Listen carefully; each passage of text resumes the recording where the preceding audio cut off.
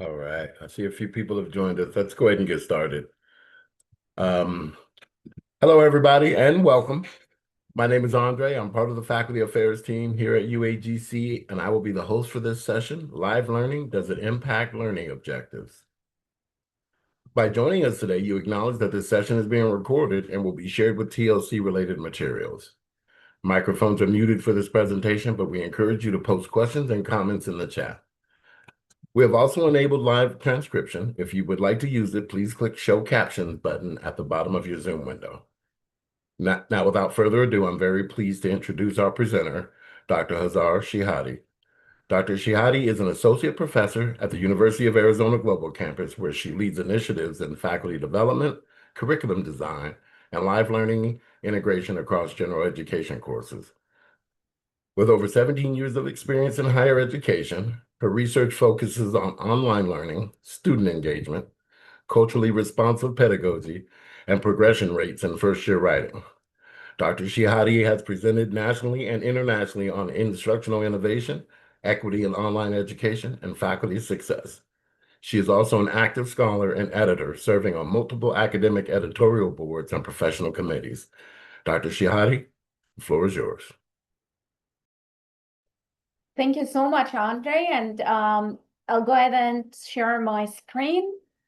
And hi, everyone. And I'm really excited to be here today to discuss the role of synchronous learning in enhancing student online course outcomes. So let's begin. Just, a little of background information. To enhance engagement and achievement, many online universities complement asynchronous courses with synchronous sessions, such as live chats or seminars. While these sessions help clarify concepts and promote connection, research shows that their effectiveness varies depending on format and design. At UAGC, live learning sessions are Zoom-based meetings that complement asynchronous coursework in the general education courses. They aim to reinforce course concepts and connect students to resources. And these sessions bring together students from different sections, and they are led by faculty who may not be their assigned instructor. Now, previous reports at UAGC showed that our students who attend live learning sessions in the general education courses achieve higher pass and next course progression rates, along with lower withdrawal rates compared to those who do not attend. However, these reports did not really examine the direct impact of live learning on student learning outcomes. Also, the recent internal and external delivery assessment reviews at UAGC emphasized the need to evaluate the impact of this initiative, live learning, on course learning outcomes.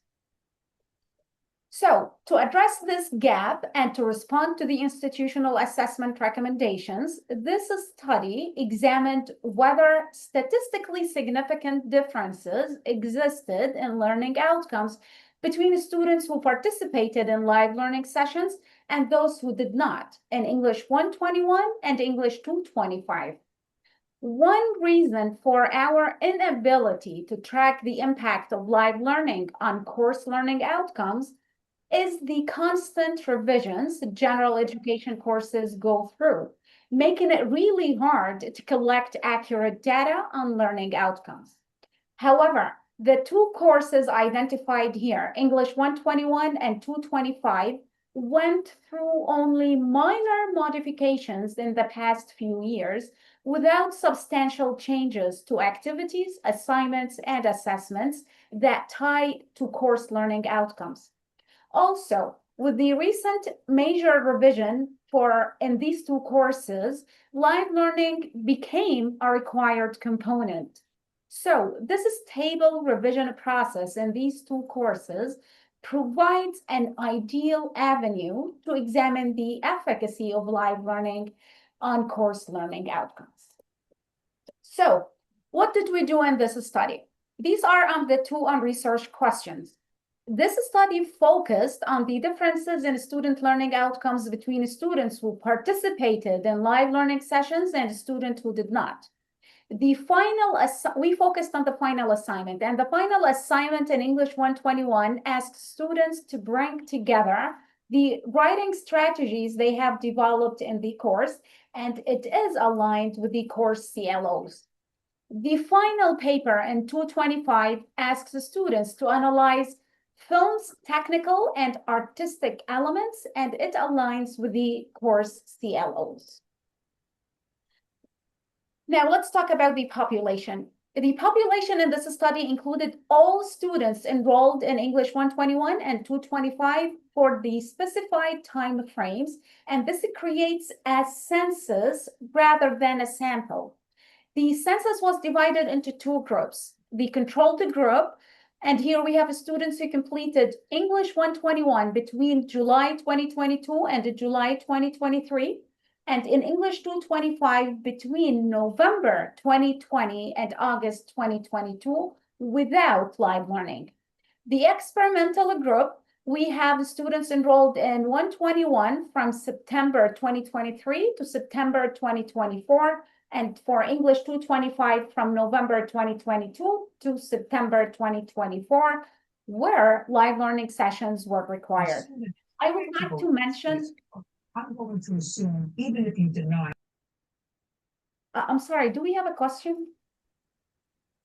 No, sorry. Someone had unmuted. I muted them. Oh, okay, thank you. Okay, so I would like to mention before I move on to the next slide that we had a total of more than 19,000 students with around 6,000 students in English 121 and 13,000 students in 225. So we had a large sample size. So let's take a look at the results. The first table for English 121, now this is descriptive statistics. And for the control group, mean scores ranged from 3.98 to 4.19. For the experimental group, mean scores ranged from 4.07 to 4.25. If we take a look at table number 2, it shows the results of the between group comparison for English 121. And here I'm talking about the CLOs that we combined for the two course for that course for the both groups, the control and the experimental group. Now, for the CLOs combined and groups A and D, and I'll explain this later, just give me a second, results were extremely statistically significant, with the experimental group performing at a higher level than the control group. For comparison group number B, the results were also statistically significant, with the experimental group performing at a higher level than the control group. For C, comparison C, results were statistically significant, but the control group performed at a higher level than the experimental group. And for the last comparison group, E, results were also strongly statistically significant, with the experimental group performing at a higher level than the control group. Now let's take a look at 225, and then I'll analyze the, I'll discuss the results. The first table for English 225 shows for the control group, mean scores ranged from 3.77 to 4.19. And for the experimental group, mean scores ranged from 3.89 to 4.13. For all comparisons across all CLOs, results were extremely statistically significant, with the experimental group performing at a higher level than the control group.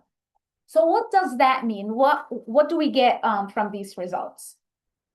Let's begin with the first research question for English 121. The results comparisons indicate students in the experimental group showed statistically significant improvements in writing well-structured papers, locating and evaluating external sources, and applying reflective and analytical approaches to self-assessment.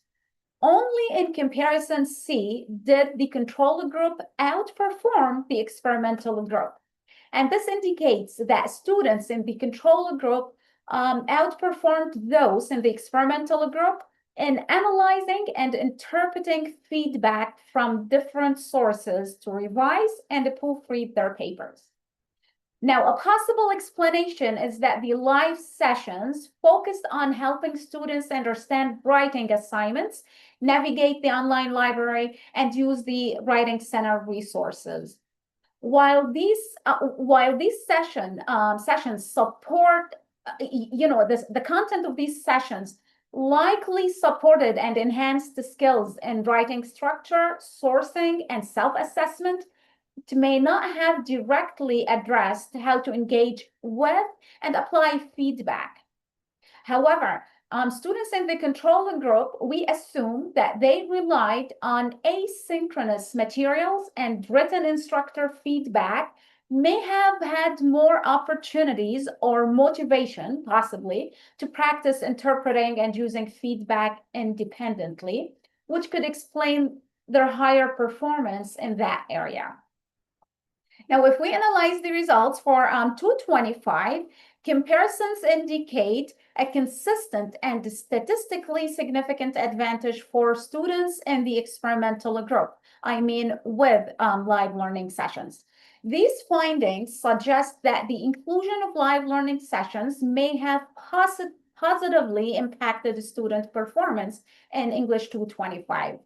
And of course, a possible explanation for the experimental group's consistently higher performance is the targeted support provided through the live learning sessions. These sessions focused on guiding students in how to succeed in the course, breaking down the requirements of week 5 assignment, and teaching analytical strategies for interpreting movies in relation to the broader social and cultural contexts.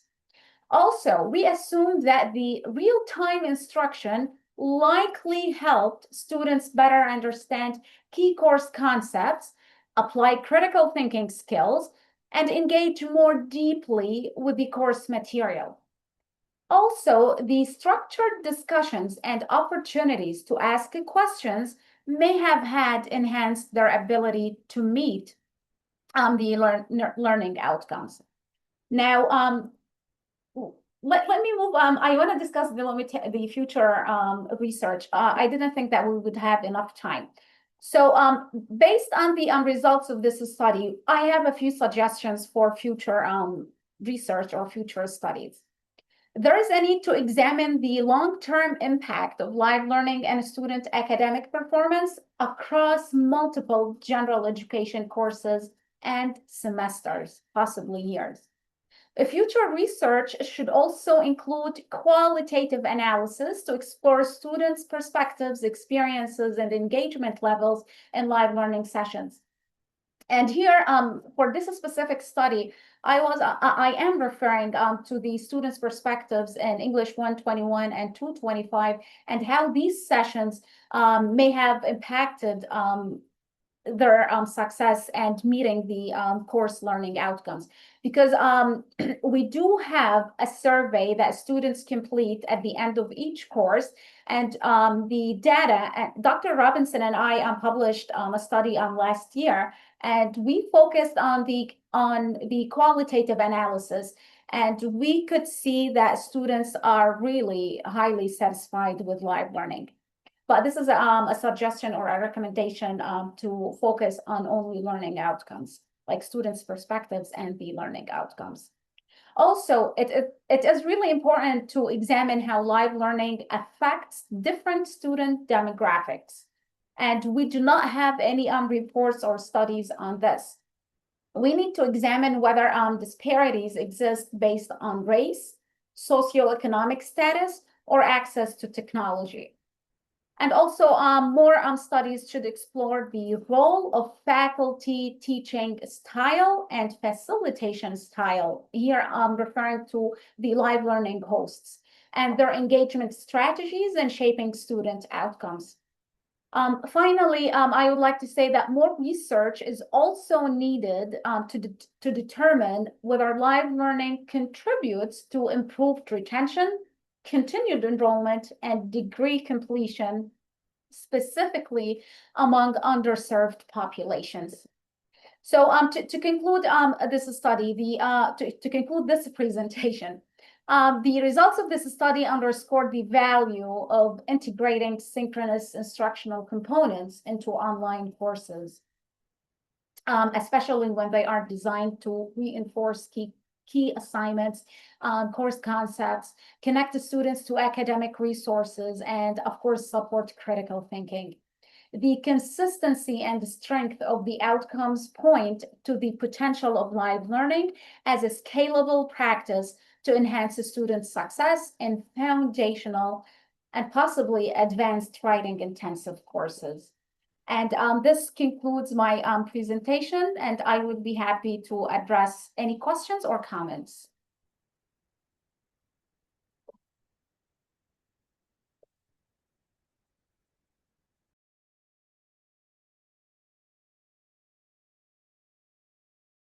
Do you have any comment, any questions?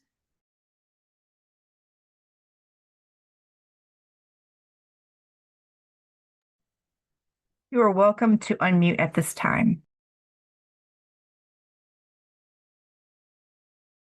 We have a comment in the chat.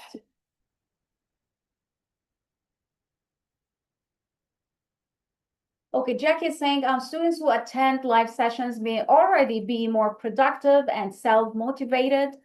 This is an excellent point, Jackie. And yes, I would like to share that yes, students who are high achievers, they do attend these sessions, and we have reports indicating on this. And most students who would attend would go anyway. However, in some of the reports we collected about live learning data, even those students who watch the recordings do better than those who do not attend. Also, the number of students attending live learning is not decreasing. So we have more and more students attending the live sessions. Possibly we can say that they understand the benefits of live learning. So to address your comment, yes. While yes, high achievers will go regardless because they are good students and high achievers, we see that students with GPA below 3.0, they go to the live sessions, they join these sessions, and they become successful in their subsequent courses. So are they high achievers? Yes, but we have some reports that say even though those students who do not attend the sessions, they still have low progression rate and low success rate compared to those students who at least watch the recordings of live learning. Well, thank you for that, Hazar. And I need to qualify that because way back in ancient times in 2008, my dissertation topic was exactly on live lectures. And so I am very appreciative that in 2025, this research is still coming forward and it's still being looked at as how can we best serve our students. And I'm always concerned for that one demographic. In my experience, I've really never had a problem with a student falling behind because of lack of understanding content, but it ends up being a time management issue or something like that. And so I do appreciate the great work that you're doing here. Thank you so much, and thank you for your comment. Teresa, you asked a question. Do you think previous live learning instruction? Yes, I do. I strongly believe that previous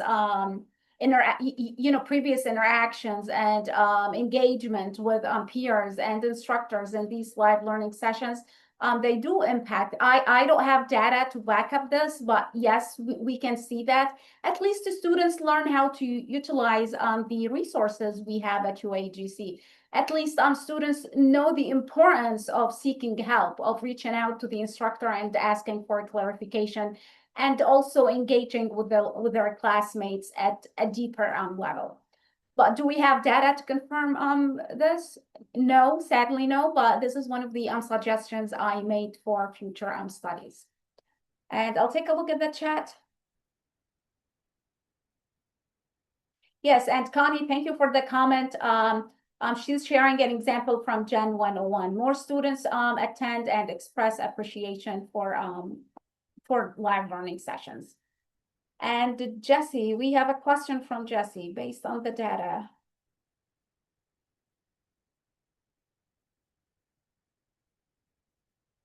Well, that question is bigger than me, Jesse.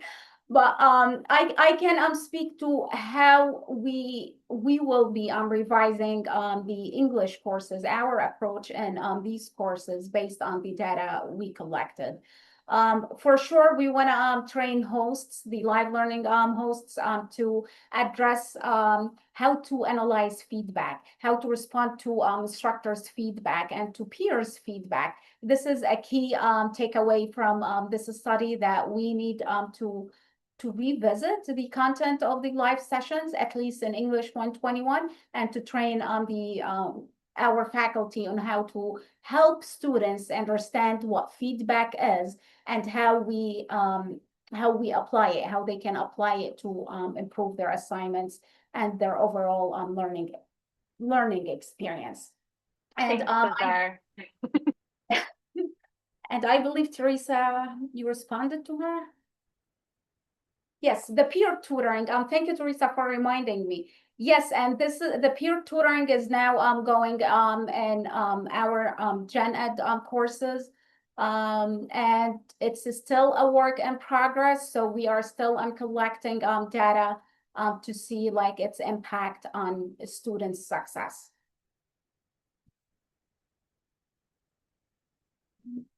Andre, did I miss any questions or comments in the chat? Nope, you are on it. You know, Hazar, excellent presentation. I was going to just kind of follow up with my comment to Elizabeth. I think that what happens is, especially in the general studies courses, you have students who are overwhelmed already, and they are taking a required live learning, and then we add peer tutoring. And I think sometimes they may confuse peer tutoring with live learning or vice versa. And so it is really important to think about that as we're rolling this out, because I know I'm waiting on the next round of data about peer tutoring. We had a pretty good response. We just started in, I think, August, but I think we do need to think about, how do we define these for students so that they don't choose not to go to live learning because they've gone to peer tutoring and vice versa. Yeah, and Teresa, thank you. I thought you responded to Jesse, so my mistake. Thank you for sharing that. And I would like to go back to Jesse's question, like how can we apply this into later coursework, possibly maybe graduate courses. And this has to do also with another study that I conducted and I presented like the first day of TLC, using visual explanations similar to what we do in live learning. Possibly faculty can record mini lessons or lectures to discuss and clarify complex concepts, especially in upper division or graduate courses. Also, we can like have like, and again, I don't have the power to implement this, but a recommendation, maybe optional synchronous sessions in addition to the videos or mini lessons. So maybe like live chats, like optional weekly chats or seminars to meet with the students and engage with them. This is how I see live learning can be applied into other courses that do not require live learning. And I have to be very careful here in what I share because UAGC offers purely online courses, and this is how we advertise ourselves. Live learning in the general education courses is a requirement, but even if students cannot attend, we give them a recording. Like we tell them, even if you can't attend, this is a recording. So we do not penalize students, so to speak, because our courses are online courses. But what we have found is that even some students who attend, they ask for the recording as, you know, an additional resource. And I'll also take a look at the chat. Jesse, I hope I answered your question.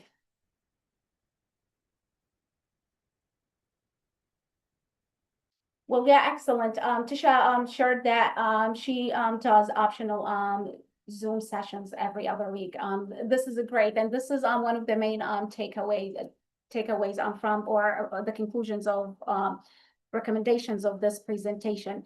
Even if we do not require live learning, it can be implemented in one way or another to engage with the students and connect with them at a more personal level.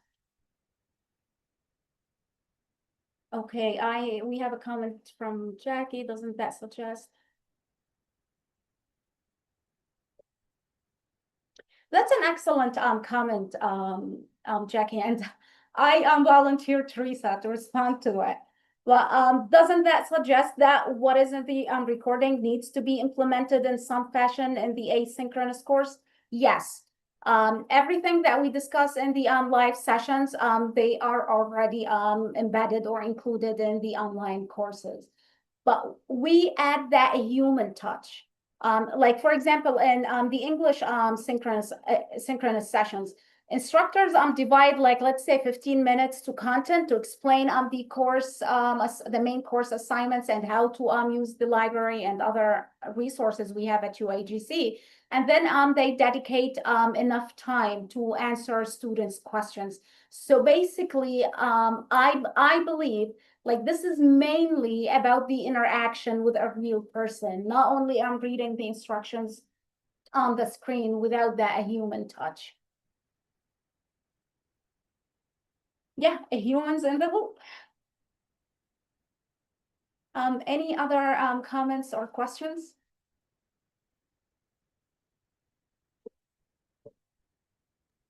I do want to take a minute here and thank you, Dr. Shehadeh, for sharing with us today. And thank you to the audience for your participation in today's session. I am dropping the link into the chat again for you to vote and leave any feedback you have on this presentation. Thank you, everybody. Thank you for coming. Thank you so much. Thank you, everyone, and have a good night.